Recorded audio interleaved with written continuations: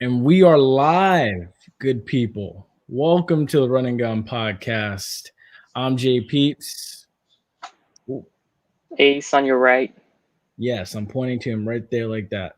And we have an excellent show in store for y'all this evening. As you know, the latest news with, of course, FAMU being selected for Why Not Us, now available on ESPN Plus. Oh my goodness, what else do we got? We got we got Stephon Gilmore, who's now a Carolina Panther. I know Ace right there was worried he was going to be a Buck. Um, we got I'd say Ace's. keep him in the AFC. Hey, look, he's in your division now. We got one of Ace's favorite teams. His love hate relationship with Alcorn. Alcorn welcomes Grambling to the reservation this weekend for homecoming. Well, actually, two teams he has a love hate relationship with this weekend, going at it. So we should put you on a plane or put you like in a car and just send you up to Lorman, Mississippi. Just let you see the game. I don't know. Hopefully, Alcorn finally shows up when I pick them and not when I pick against. Hey, we'll see. We'll see. I think they'll show up this week and win. I'm like 80% sure they're going to come out. True. And then also, two more things before we roll the intro. Bubba Wallace did something that hasn't been done in a long time. And then yes. Yeah. And then even FAMU this weekend will attempt to do something that they haven't done since 1998. So with that being said, be a friend, tell a friend, keep it moving. Yes, get your popcorn. We'll see you right after the intro.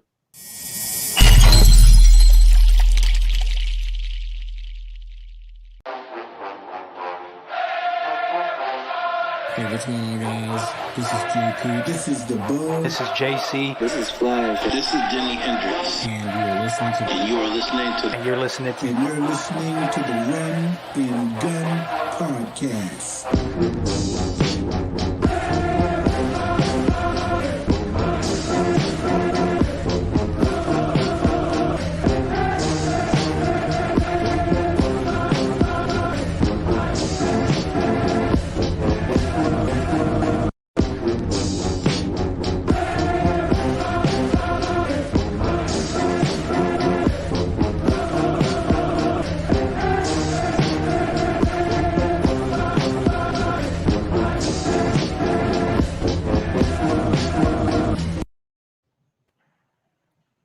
And here we go. So, as you know, the first thing on the script tonight is, of course, oh my goodness, FAMU's dub. First things FAMU's dub. It's a couple of things. FAMU, as you know, FAMU. They've taken dubs on the media and in the game. Yes, and I got to commend it. Someone said Florida A&M's the capital of Black excellence, and I'm gonna be honest with you, I got to agree. When you have a guy that like Chris Paul that wants to come and promote your HBCU on your platform like ESPN Plus, you take it. So I commend head coach Willie Simmons, President Larry Robinson, AD Courtney Gaucher, Willie Simmons' entire staff from the assistant coaches all the way down to the strength and conditioning coaches and the water boys and stuff and water girls. I commend all of them because, dude, that's huge, and it's gonna be good to see. Kind of like how Hard Knocks goes and stuff and how that works. It's gonna be good to see the lives that these people have outside of just what you see on Saturday, because a lot of people just think that okay, all it is just class, practice, games, repeat, but that's not exactly the case, honestly. And I think that's going to be one of the interesting things. Yeah, pretty much. Yes. I think we were talking about just like back in the beginning of Running Gun, but it's for the Americans, like country as itself, they get to, like you were saying, behind the scenes, and I guess like a lot of people they don't have like the understanding like what goes into like being across from FSU and all that stuff. What goes into and like having the kind of like in the shadows football wise, right? But then how they're becoming their own kind of how should I say this? They're like their own nucleus, and they have their own like type of culture going on, and it's like it's gonna be good for that kind of exposure for the national media. Oh yeah, of course. I mean, like it's a look behind the scenes that I think the entire country needs to see. And here's something interesting that I'm going to educate you about real quick for a second. Did you know, actually, truthfully, Florida A&M was playing football way before Florida State was? I think about 20 years before Florida State did. Maybe sooner than that or earlier than that.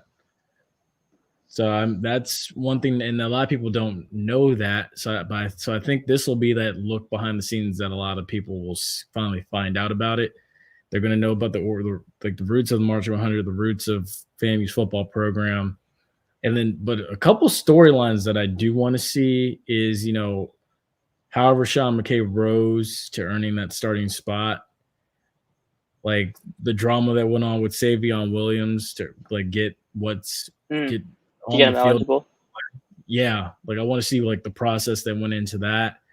And even honestly too, a lot of people don't know it, but he's a friend of the show and he's been on here. He was on here season 1, but Coach KJ Black he's pretty famous now. Like you think about it, he came first. He started off on here, coming on the Run and Gun podcast, and then he ended up on Hard Knocks because the Rams were visiting the Cowboys, so he did like a little coaching thing with the Rams, I believe, in the offseason. Now he's going to be on Why Not Us on ESPN Plus. Like, camera follows that man. It's kind of crazy. It's kind of crazy to believe, but hey, look, He's got that charm. He's got the charm. He must, but I mean, hey, you never know. Honestly, us doing this right here, we could end up on Why Not Us, maybe. It's like we could just end up as voiceovers, maybe. Yeah, I mean, you never know. You never know. Honestly, it's the truth. It really is the truth. But the other thing too, as we keep going, yes, fam, you pounded Alabama A&M. Pounded them. And then also, yeah, FAMU's going to attempt to do something this weekend that hasn't been done since 1998, and that is beat South Carolina State at home. I know that's hard. I know, Ace, that's hard to believe, isn't it? Yeah, but I'm like, I think it could happen the way how FAMU's been playing this season since the USF game. They've been playing pretty well. I was like, it's not out of the realm of possibility where they actually probably going to, like how they did Alabama A&M. They just come in and they show them up. Yeah, honestly, I could see it. Like, to be honest, you got this newfound swagger around you and stuff. Like, I would say don't let what's happened today give you the big head. You still got to go out there and execute, which I think will happen. Because, I mean, FAMU's not Florida State at all. FAMU's not one of these schools that once they get on their high horse, they kind of lose sight of things. They take the foot off the pedal. Yeah, I don't think they'll do that. I mean, they know what's at stake. They'll keep going. Yeah. So, I mean, I think you already gave me your pick for this game, so I'm going to let it slide. Yeah. But America, you can answer that question down below. Will FAMU finally beat Buddy Pugh at home this weekend? He's been the head coach of South Carolina State since 2002. He's outlasted, I want to say, 5 FAMU coaches. So Billy Joe, Reuben Carter, oh my goodness, Joe Taylor, Earl Holmes, Alex Wood, and also, Willie Simmons. And Willie Simmons lost him in 2018. That was FAMU's last home loss. So we'll see what happens. But the other thing too, I'm gonna go ahead and put this question up right here. I'm gonna let you handle this one. I hope not. From that question, I hope Alcorn State they show up for their homecoming because I'm picking them this week. Last 2 times, I'm 0-2 picking Alcorn. So I mean, hopefully they.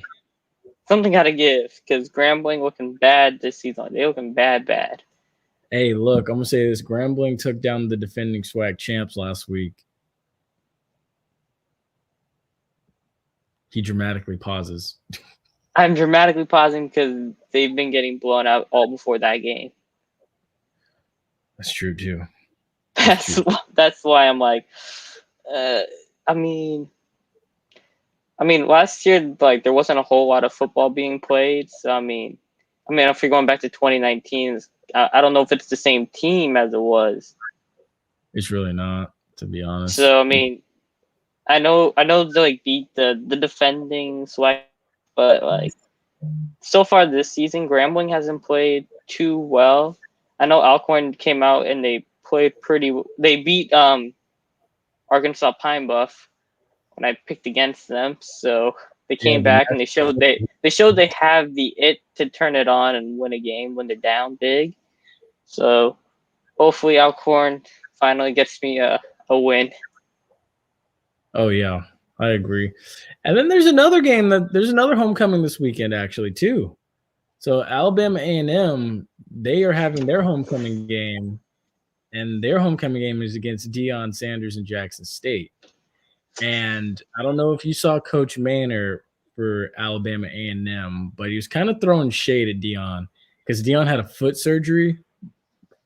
And Coach Maynor actually went in his press conference and said, "Hey, Prime, do you have any more scooters? Because I twisted my ankle getting off the bus." So now I'm like, God, why are you throwing so much shade at him, knowing his team is not the same as the one that you played? If you can beat them, hey, by all means, go ahead. But, it's the question for America right here. Will JSU spoil Alabama A&M's homecoming? Yes. I think so. I think so too. Because look, see, this is going to be one of those instances where you don't let your mouth cash a check that your behind can't cash. CD Deuce. We will get into that later. Wait, what did you just say? I said CD Deuce. We'll get into that later when we get to the NFL. Yeah. Oh, yes. But it's incredible because my thing is, and even after the spring season ended, he looked at after he beat Deion in the spring, he was like, you know what? Go get some more of them Power 5 transfers. We'll beat them up too. And I'm just like, oh, Deion's gonna get them. What? And then I think Deion's gonna get them. And I mean, honestly, I'm hoping Jackson State loses one game at least somewhere, kind of put FAMU back in the race. But my God, this is the worst time to say it because not only, like I said, it's homecoming, but now you got them coming in there upset about what happened in the spring, and then you done ran your mouth and all. I mean, primetime, not one you want to get on the bad side of. It's really not. And then plus the fact too, Deion's been in Deion's camp is slowly staying quiet and killing them with kindness. So, like, that's gonna be fun to watch, probably. I think. Oh yeah, I feel Deion's gonna get the boys ready, and they're gonna go.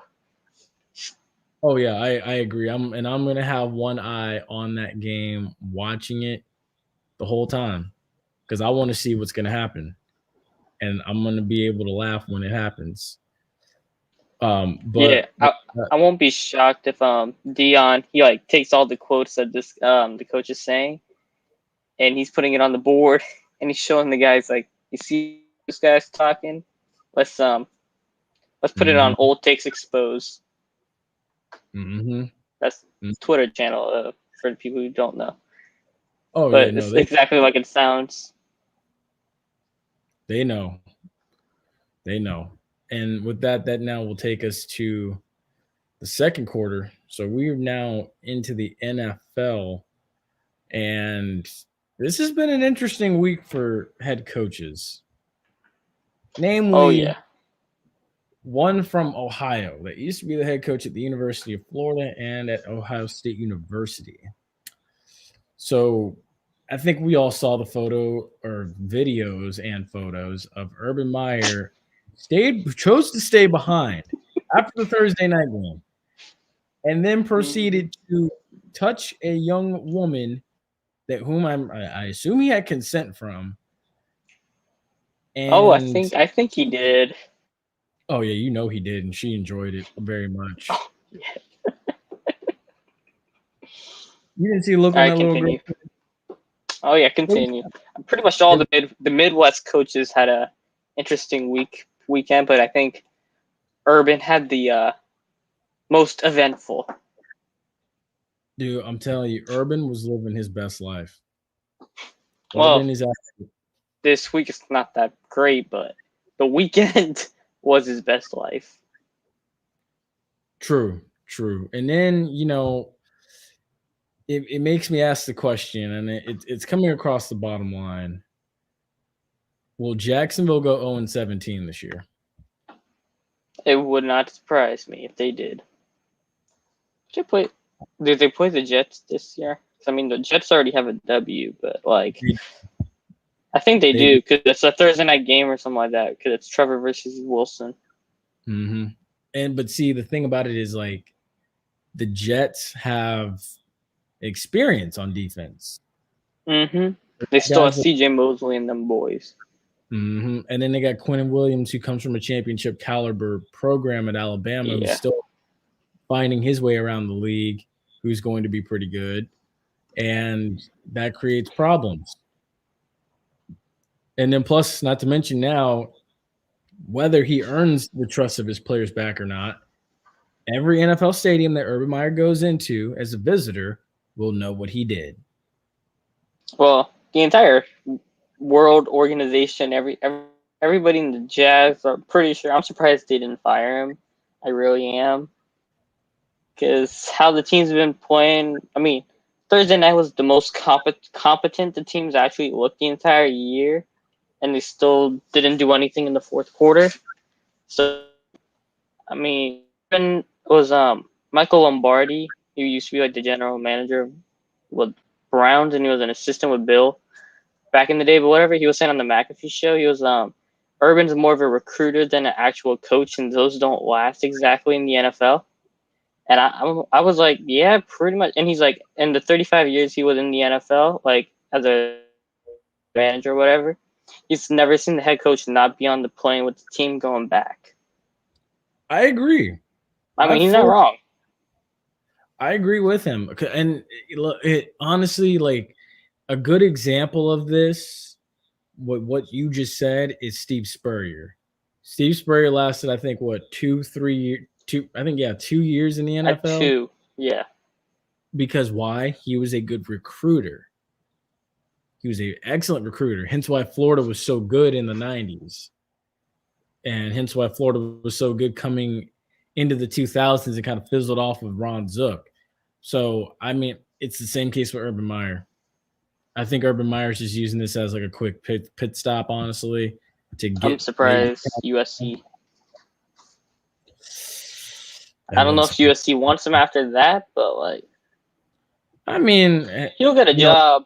He's always gonna have a job available because of the name. But after this weekend, I don't know if the NFL would. NFL is not. He'll probably be a one and done. True. I propose this question for America, so America, y'all chime in if y'all so please. Do you still have faith in Urban Meyer? Comment yes if you do. Comment no if you don't. But yeah, the other thing too. I have one more thing with the Urban Meyer. So remember how we was talking last night? There was a Jags fan, right? He was a big Urban Meyer fan until this weekend. He said, "Hot take is Urban Meyer's more motivated to keep his coaching job, to keep coaching now because he knows if he's sitting at home, he's gonna get hit over the head with a frying pan." Oh, from his wife. Likely, I'd sleep at the facility. I'm putting a little couch, a little pull-out couch in my office, and I'm not coming out. I got everything I need right there. I can have 3 meals prepped for me, like before I go to bed at night, before the chefs leave and stuff. I got film there. I gotta have a TV. Like I got a shower. Mm-hmm. Just live in the facility. I would, but the other thing too is Buffalo Bills. They've been impressive. since the Pittsburgh fluke, I don't want to say it's a fluke game, but seeing how Pittsburgh has been playing right now, it's kind of hard not to call that like they just weren't ready for preseason. That was their like how the Packers had the extra preseason game. You could say the same for Buffalo at this point, even though they have beaten up essentially on a 2-less Dolphins, the Texans, and when did they play last week? I'm forgetting. They played beat up- they played they beat- they played Texas last weekend.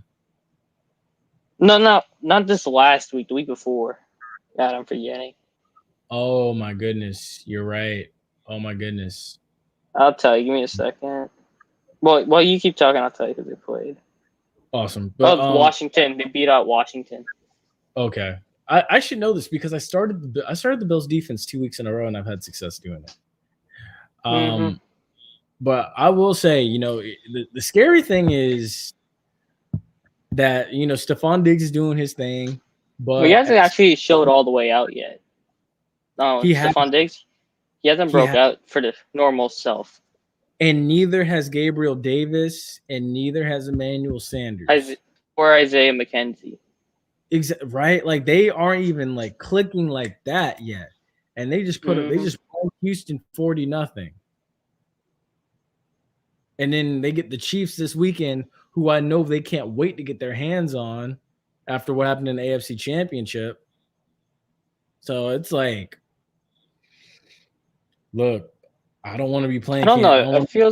It feels like it's been Chiefs and Bills the last 2 years in the AFC Championship game, but I think was the Titans was the AFC Championship game. But I think the Chiefs played Buffalo in the playoffs, I think, before that last year's one. And they played them in the regular season and they beat them up bad. Because every time Josh Allen's played Patrick Mahomes, he's gotten beat pretty bad. True. So hopefully Zach Moss with his second year, I'm hoping he has a good game. It's Chris Carson right now. He doesn't look like he's gonna go. So hopefully I'm starting Zach Moss. So I need Zach Moss to actually do good. So I'm Bills this week. But I got Tyreek. So it's one of them situations where it's like I think be a shootout. It can be. It has the potential to be. But Buffalo needs to not be, especially in the playoffs when they play Kansas City or if they see Kansas City this year, they need to not be so intimidated by the moment, I think. Yeah. Well, they were a pretty young team the last couple of years. They're still young. Yeah. And it feels like Diggs and Hyde are like the most experienced guys on the team. Even though I know they're not. It just feels like that. It does. And I think, like you said, I mean, this is year 3 where they're not so much a young team anymore, and Josh Allen's gotten paid, and he's still playing at a high level. So, I mean, it's going to come together. Really, they know the road runs through Kansas City to get to the Super Bowl, and I think they are very close to conquering that. So, but, I mean, speaking of Kansas City, they're at the bottom of the first still right now. I know they're at 2-2, but like they're still behind Denver without if the Teddy doesn't play, Denver's done. So you could just they're not going nowhere. And then you had the Raiders who look like the Raiders I kind of expect, and then the Chargers who look like how I expected them. Even though the Chiefs I think at the point right now I still think they're like the best team in the AFC West, but Chargers are right. Herbert already him. He's 2-1 in his career. Mahomes at this point, so it's like it's like they're like Chiefs are right here and the Chargers are like right there. And it's gotten like that slowly year by year. And like and it goes back to honestly the Super Bowl.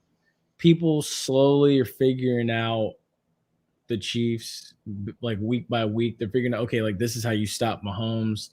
This is how you – because if you look at it, Tyreek Hill didn't really break out. He broke out, week 1 against the Browns? Yeah, he's had 2 games, 1 and 4. Yeah, like weeks 1 and 4, he's broken out. But against some pretty decent defenses, like the Chargers and I want to say, oh my gosh, who was it the week before? The Ravens? He's been shut down. Yeah, they're like triple covering him, and Kelsey's the one getting open, but the Eagles, I think they were pretty much triple covering Kelsey single with Tyreek with the 2 deep safeties. And Tyreek went intermediate, kind of cooked them afterward. Yep. So it was like, and Josh Gordon is playing this week, so it's going to be interesting to see how they use him. I know he's slimmed down, so I want to see how that goes, but I don't know. True. And one final thing before we move on to the NCAA. So I know you know, by the grace of God, Stefan Gilmore is a Carolina Panther, not a Tampa Bay Buccaneer. How dangerous are the Panthers?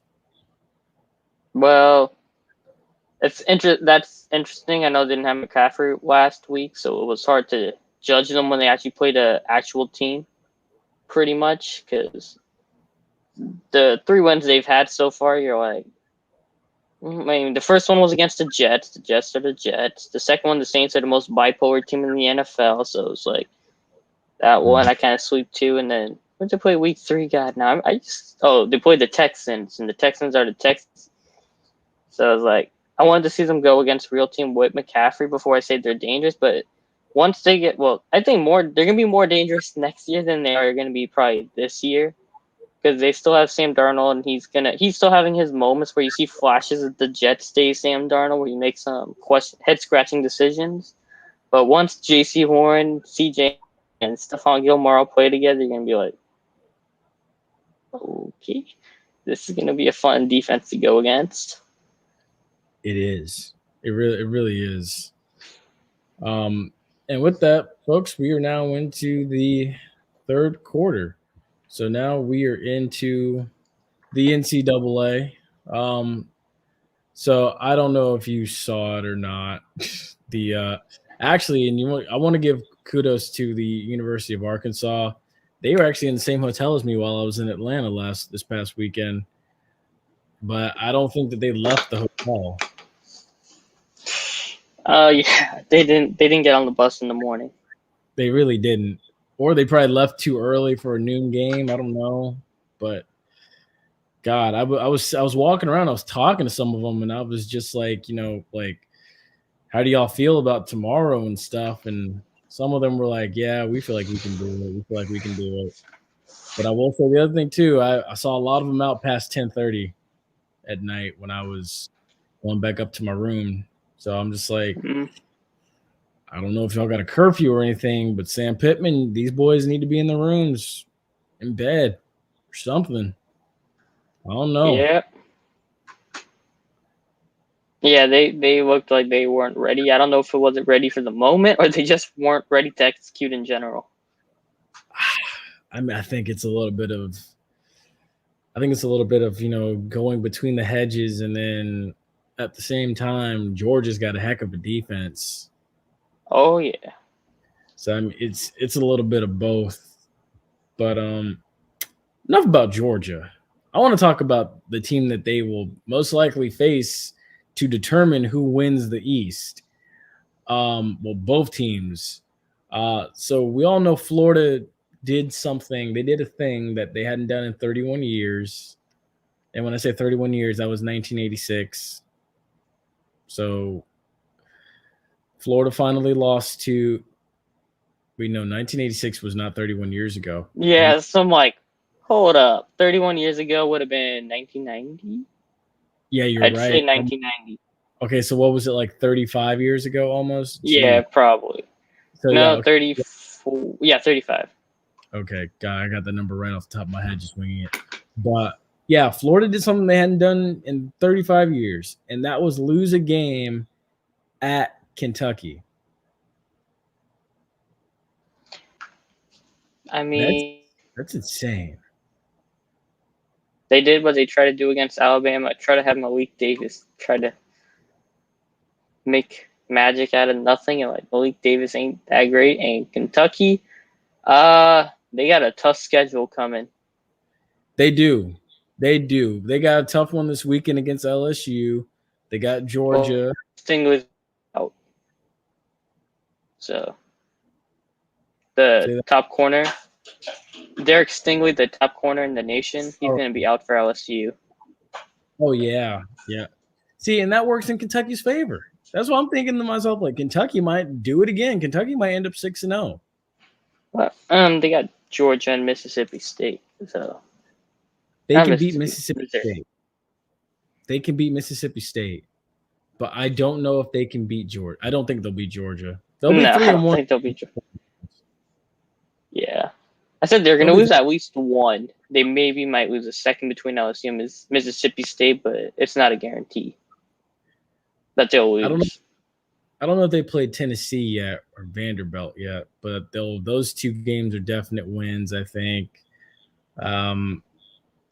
South Carolina, I don't know if they played South Carolina yet, but South Carolina's a win.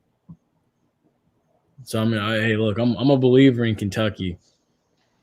Kentucky might mess around in your Six Bowl, to be honest with you.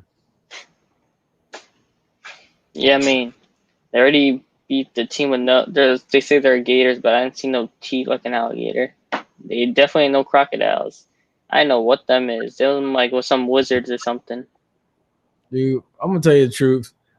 Someone told me Florida was phony when everybody was like, well, we competed with Alabama. We competed.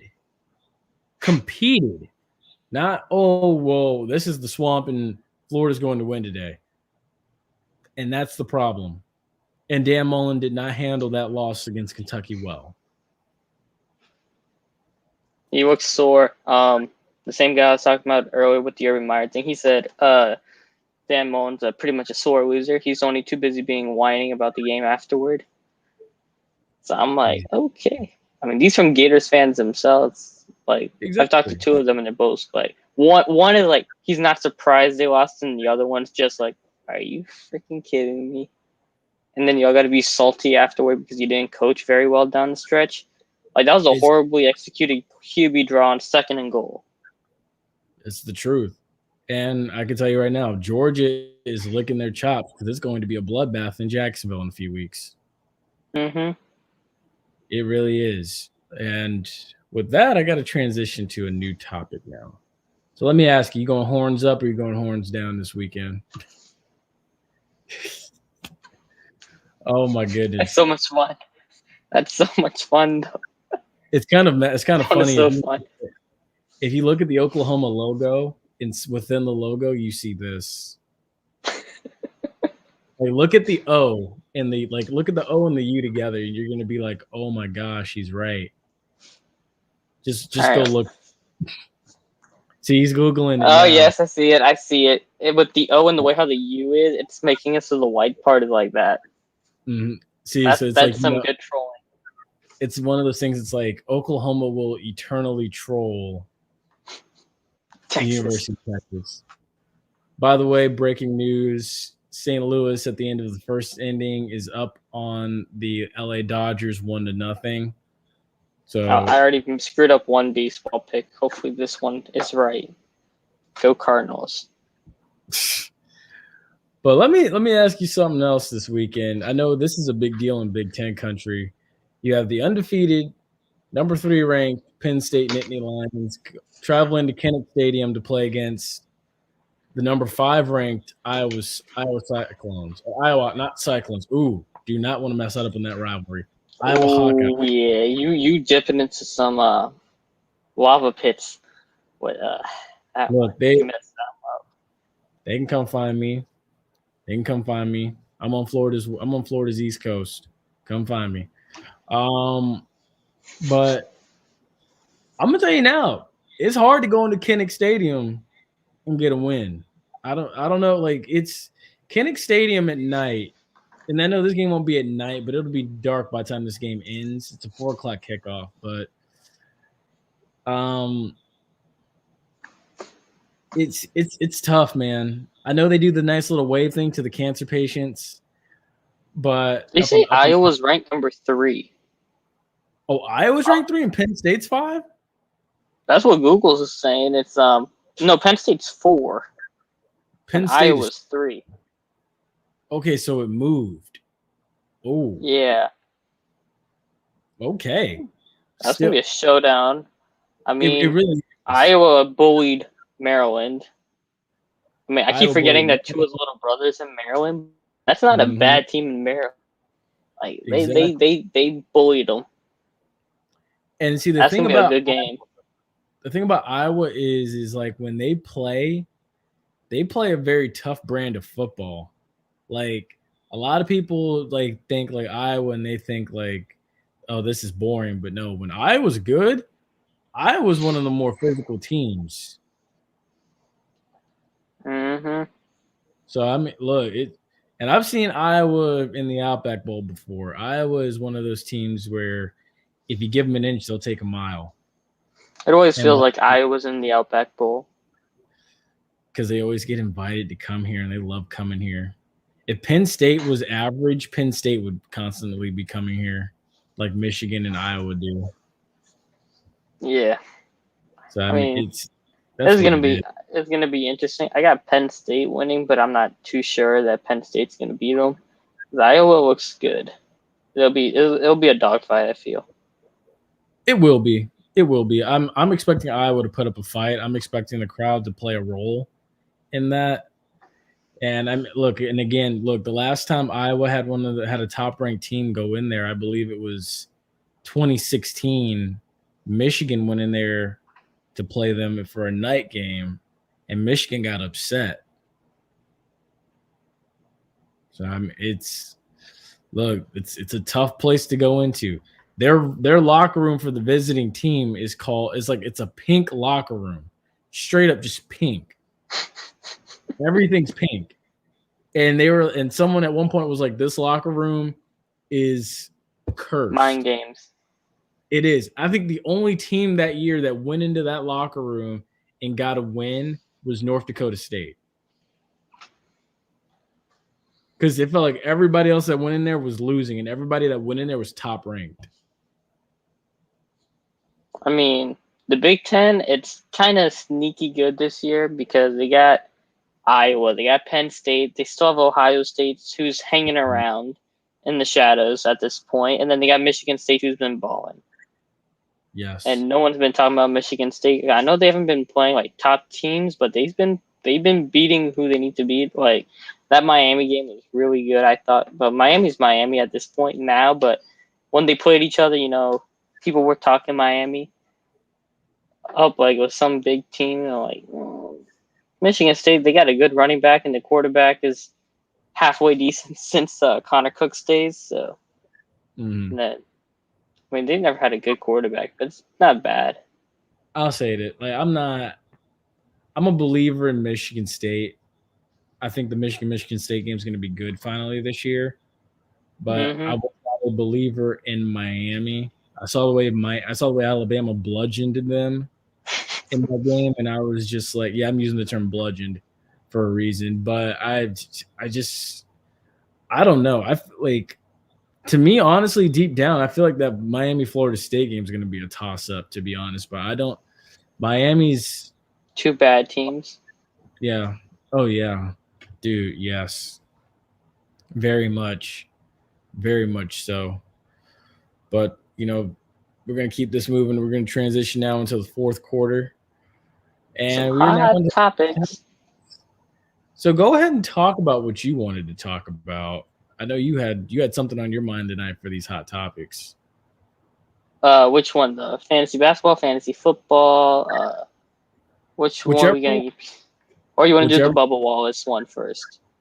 Well, we can talk about Bubba Wallace first. Let's do some Bubba Wallace. Give him some love. The Jordan brand, Alvin Kamara is like the thing for them or whatever. So let's give Bubba Wallace his love before we get into all the good other stuff. That's the Bubba Wallace. First African American to win at Talladega since 1963. It's first one to win like a big time race, I think too. I think it's more of a big time race than Talladega itself. Yes, it is the first one since Wendell Scott in 1963. The first African American to win at Talladega, and honestly, like for those that don't know, and I'm kind of speaking from my past experiences watching NASCAR and playing NASCAR video games as a child, NASCAR is not Talladega is not an easy place to race at. You know what it is? It's he's the second black driver to win a NASCAR Cup Series race since December 1st, 1963, Wendell Scott in Jacksonville. Yep. So it happened in Talladega, but it's more of a Cup Series history, so that's even bigger. Mm-hmm. Oh, yeah. And that's where I commend Bubba Wallace. It's like I said, it's not easy to go into Talladega and win. I think the last time I watched NASCAR, Jeff Gordon won one of his last races in Talladega. So, and then you always have to worry about the big one, which is, and everybody says, what's the big one? The big one is a massive collateral wreck that the whole field has at some point in that race out of nowhere. And no one knows where it comes from or when it's going to happen or around what time of the race is it going to happen. But it always happens. And the whole field is in that wreck. Even Talladega Nights and the Battle of Ricky Bobby had the big one. It happened. But I'm done with my NASCAR rant and showing my age here. You can go ahead and talk about fantasy basketball. Well, I don't know. You want to chime in on any of it? But I was going to say for the sleeper picks, I think Kevin Porter Jr., he is boys.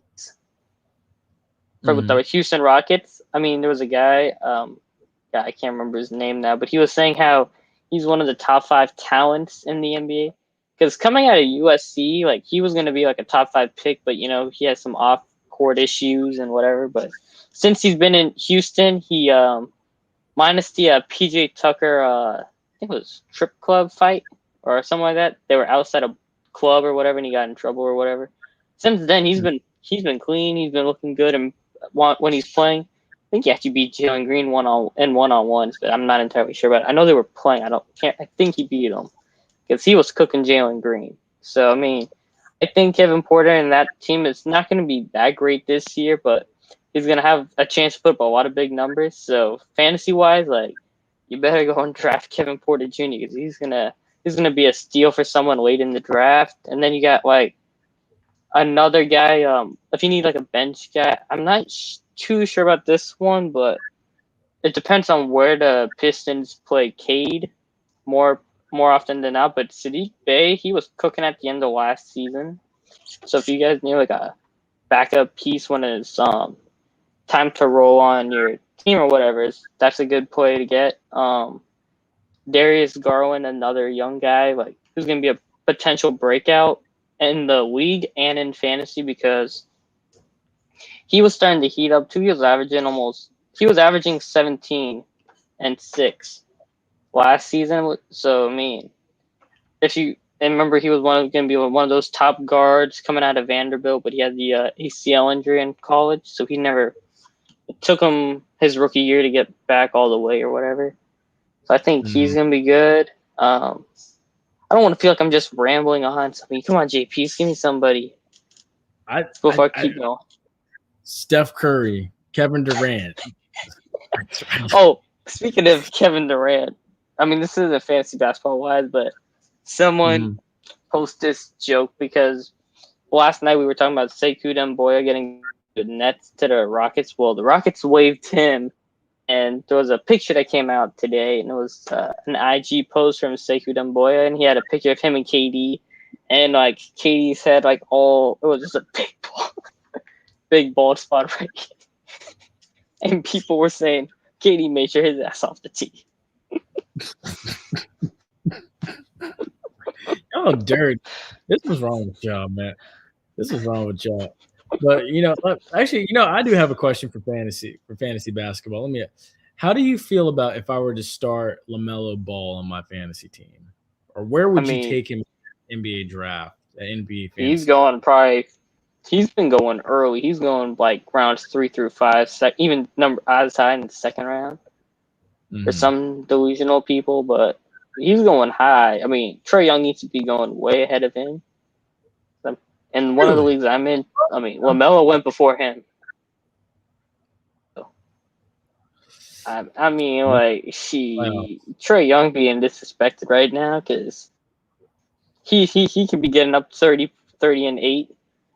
So I mean, like averaging, 30 and 8. So I'm like that's better than like the 15 and 9 that Lamelo's gonna get you on the night, 15 and 11 or whatever.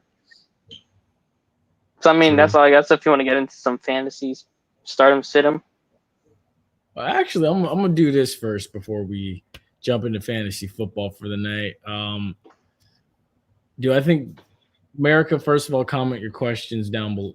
Comment your questions and comments down below. One for you right now in the hot topics is this the year the Braves make it back to the World Series? We'll see.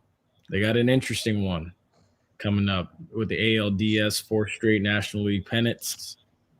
But yeah, we can talk about fantasy football. I think the Braves are in the NL. Yeah, NLDS. My bad. Oh my gosh. Yeah, because I'm pretty sure the ALDS is the Astros and White Sox.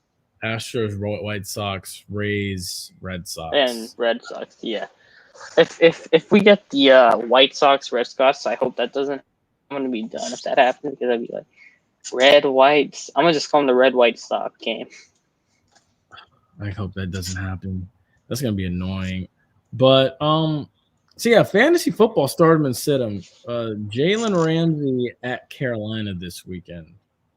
Wait, what?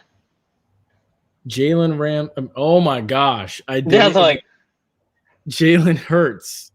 Jalen Hurts at Carolina this week. that is gonna be a tough one. I mean, what's gonna be the other quarterback option? Is for that situation, I would ask who's your other quarterback because Eagles are playing with a makeshift offensive line, and Lane Johnson looks like he's not going to be playing this week either. So that's another offensive line missing. So I mean, I'd feel bad for Jalen Hurts because he's going to be running from his life from Brian Burns. I mean, I know Shaq Thompson's not playing this; he's going to be out for a little bit, but like, still, Jalen Hurts might be running for his life. So I mean, if you have another option, like I would look to that before I go to Jalen Hurts. But Jalen Hurts has been putting up at least like 20 a game. So I mean, if you don't have an option, like it's completely fine. But I would see what your other option is first. Okay. How about Debo Samuel against Arizona this weekend? He's been a top 5 fantasy producer beside the Green Bay game. So I mean, that's only 3 games. He's been balling. So him, Justin. You know what I'm gonna say now? Start Justin Jefferson against Detroit. Start T.J. Hawkinson against Minnesota's defense. Yeah. Well, T.J. Hawkinson's questionable, but still, I would start him. Yeah, start him until he's listed as a no-go.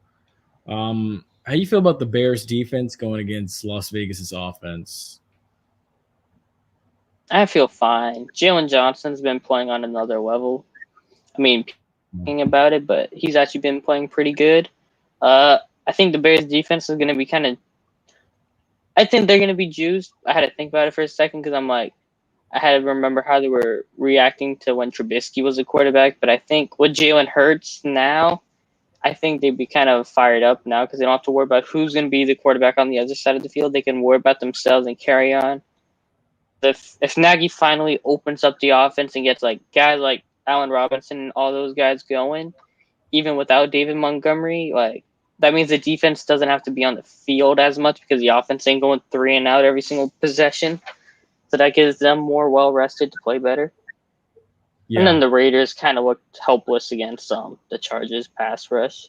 So I agree with that. One final one before we wrap up here.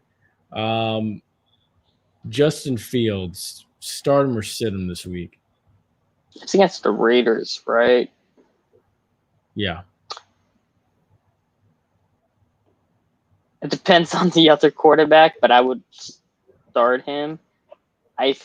I'm like 80. I'm like kind of teetering, but it's more of a 75, if you 25 kind of thing. Cousins and Justin Fields on your roster. Oh, Kirk Cousins going against the Lions, though. I mean, I will go Kirk Cousins. Just true. But you have some people out there that don't know how to work. They just like Justin Fields because Justin Fields is an Ohio State guy, probably. So I mean, say they start Justin Fields. Well, then I can't. If it's between Kirk Cousins and Justin Fields, I'd go Cousins for this week because of the matchup. Because I have a feeling Max Crosby's gonna kill Justin Fields at least 3 times. Like not like only a sack, but like at least hitting him. And Matt Nagy hasn't shown me that he can get their best wide receiver actually the ball, even with Justin Fields as the quarterback, which is kind of annoying because it brings the haters out of the woodworks because people underappreciate Allen Robinson, which is why on Twitter I've been saying trade Allen Robinson, but they have not done, which is kind of annoying because they're wasting him. And he's not resigning there, so I mean, he's gonna leave for nothing anyway. So like, just trade him so he can be a relevant fantasy player, please. I agree. And folks, with that's gonna bring an end to the show. I hope you've enjoyed this episode. I know we did. We covered a lot of stuff tonight. To be honest with you, we jumped from a lot of stuff tonight, man. We were all over, but I think we hit on everything. Yeah, we did. We did. We did a good job. And also, too, remember to follow us on all of our social media platforms down there below on the bottom one as they scroll across. Make sure you be a friend, tell a friend, share this page and everything. Leave a comment down below. Also, too, down there below right there, as you can see, tune in to the Last Give podcast every Tuesday night at 8 o'clock p.m. live on YouTube and Twitter. So next week, make sure you tune in and watch this guy right here, Ace and Flash, go at it. They had a pretty good episode last night. I'm gonna give it. Yeah, to we them. were pretty clean. For once, there was no blood in the water this time. I guess y'all hugged it out. I guess, huh? Nah. No. Yeah. Well, either way, they did pretty good. Yeah, be a friend, tell a friend. We got it. We did good this week. We got to keep it going. Yeah, it's gonna be fun. And as well, too, make sure you enjoy the games this weekend and everything. If you're going to any of these games, stay safe, enjoy the tailgate. As we know, October 14th, Why Not Us premieres with FAMU football. Make sure you are sitting down and prepared for that and watching that. I know Ace will probably be watching that closely. I'll probably watch clips on YouTube because I don't got ESPN Plus. So I'll probably find pirated clips of it.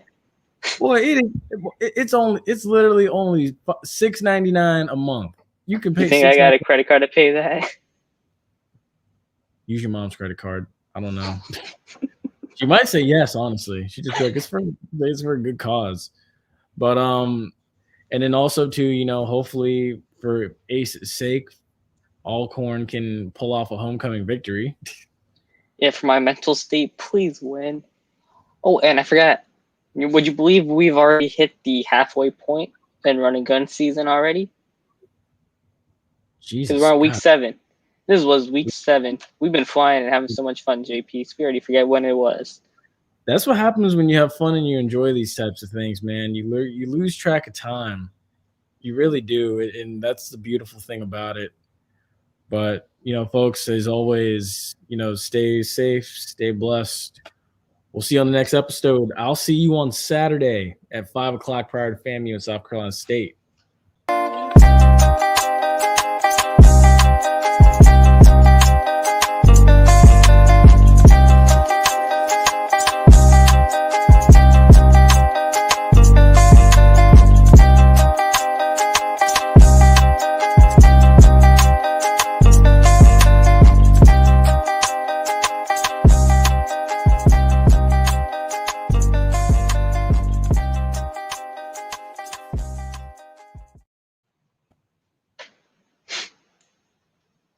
Oh, we're still here.